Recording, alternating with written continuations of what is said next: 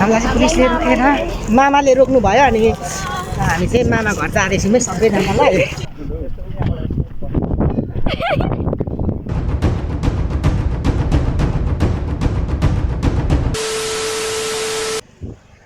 hello guys हामी चाहिँ चुक्नु भएको छ हामी चाहिँ कहाँ जान आँटेको रे फुटबल खेलिरहेको कहाँ हाम्रो गाउँको दाइहरू हामी चाहिँ केमा जाँदैछौँ त ट्र्याक्टरमा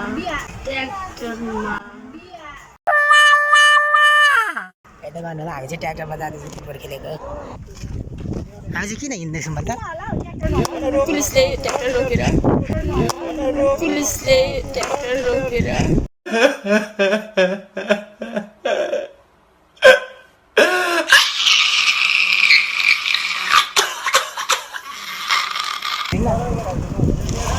हामीलाई चाहिँ पुलिसले रोकेर मामाले रोक्नु भयो अनि हामी चाहिँ मामा घर जाँदैछौँ है सबैजनालाई अब मामाले हामीलाई अब हनुमानको पुच्छरले हाल्छ मान्छेहरू सबै हिँड्दैछ अघि ट्र्याक्टरमा हाँस्दै थियो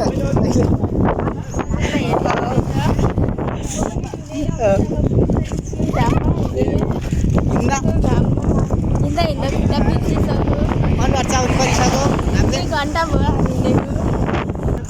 हामी चाहिँ हामीलाई मामाले रोकेर मामाको घर जाँदैछौँ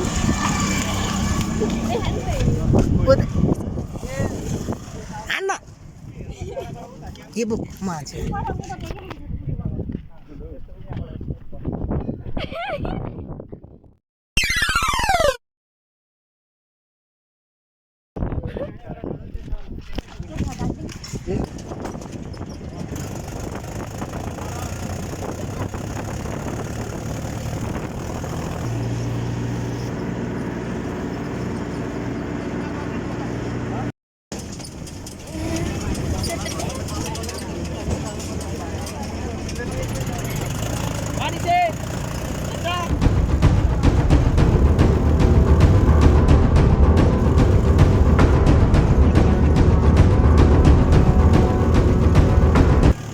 अहिले चाहिँ हामी आइपुग्न आँटिसक्यौँ है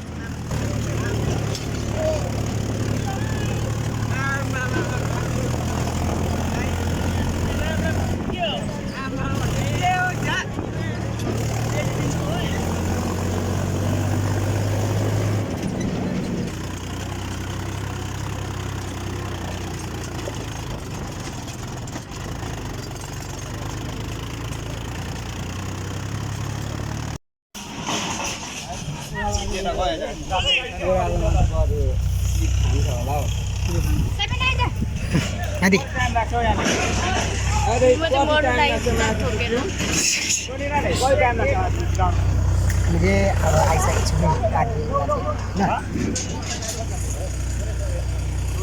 फाइनली आइपुग्यौँ हामी कस्तो लाग्दैछ मलाई चाहिँ ठिकै लाग्दैछ त्यो फुची अब हामी चाहिँ अतिथिलाई एकजना केटा खोज्दैछौँ हेर्दै जानु होला मान्छेहरू चाहिँ अगाडि नै आइसकेको रहेछ हामी चाहिँ अलिक ढिलो आइपुगेको छौँ है यो खुचे चाहिँ मेरो दाजुको छोरा हो के पो भन्नु बुवा त उता फोटो खिचिहिँडेको होला त्यहाँ भाउजू फुपू उनीहरू छ ल मेरो देख्नु सक्नुहुनेछ यहाँ चाहिँ सानो सानो किराना पसलहरू राख्नु भएको रहेछ अहिले अब हामीलाई चटपटे खानु मन लाग्छ हाम्रो आन्टीलाई चाहिँ चटपटे बनाउनु लगाइरहेको छु है पाकै मान्छेहरूले पसलहरू खोलेको रहेछ अनि मान्छेहरू चाहिँ यहाँ डान्सहरू सिकिँदैछ कोही कोही चाहिँ अनि कोही कोही त गेम खेल्दैछ अहिले चाहिँ सुरु भइसकेको छैन अब गेम सुरु हुन आँटेको छ हामी हेर्नको लागि रेडी हुँदैछौँ अब चटपटे खानुपर्ने छ चटपटे खानु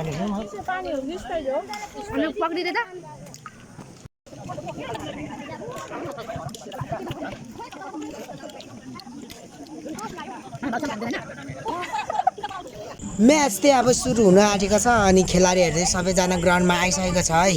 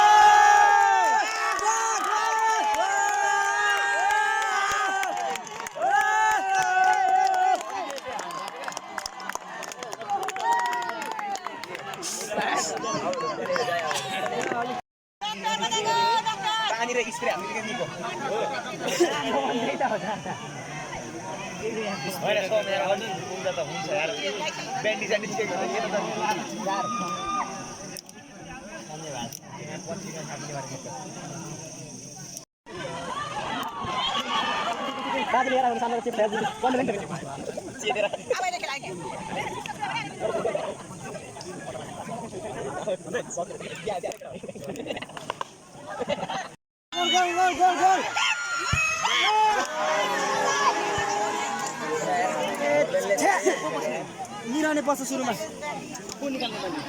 मान्डे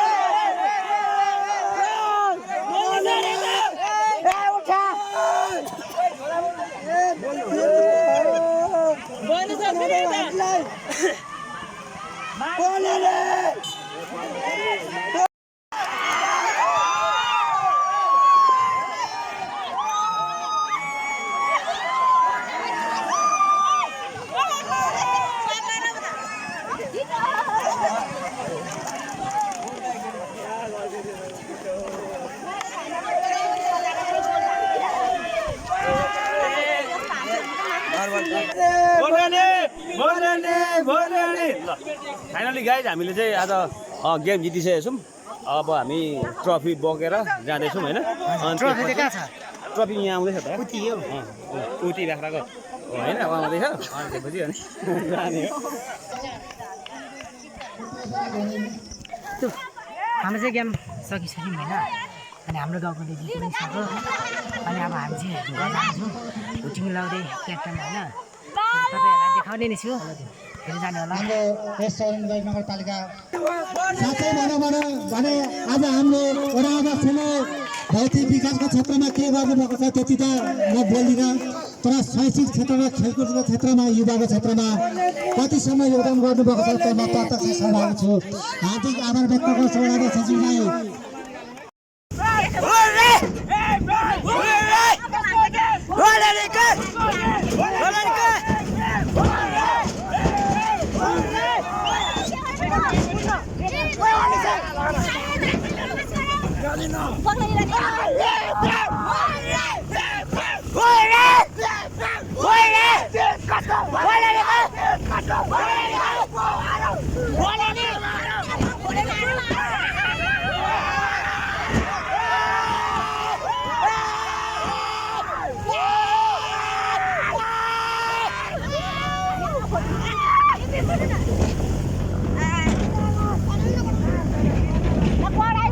Where